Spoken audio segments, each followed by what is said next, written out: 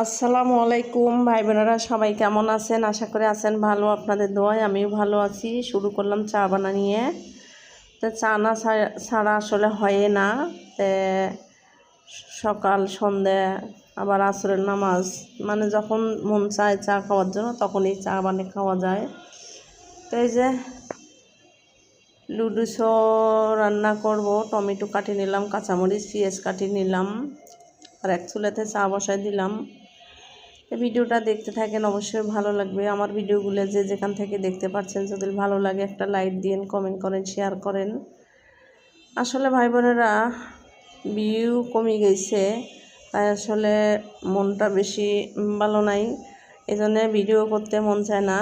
আর আপনারা ভিডিও না দেখি কমেন্ট করেন না, কমেন্ট না করি চলে যান, লাইক দেন না। অর্ধেক ভিডিও দেখেন, অর্ধেক ভিডিও দেখেন, আসলে সেটা কোনো দিনও হয় না।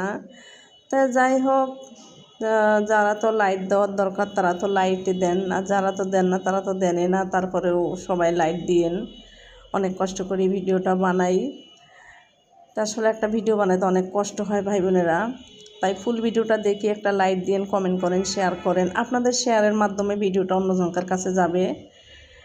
তাই আশা করি আপনারা লাইক দিবেন, সাবস্ক্রাইব করে দিয়েন। তা আসলে আপনাদের লাইটে সাবস্ক্রাইবে আসলে বড়।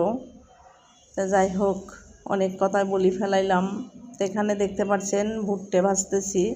বর্ষাকালের দিন কিছু ভাজা পোড়া খাইতে ইচ্ছা করে, তাই আসলে মনে ছিল না, হঠাৎ করে মনে হলো ভুট্টা আছে, ভুট্টা ভাজি। তাই আসলে ভাজলাম। এগুলো আমাদের ক্ষেতের ভুট্টা।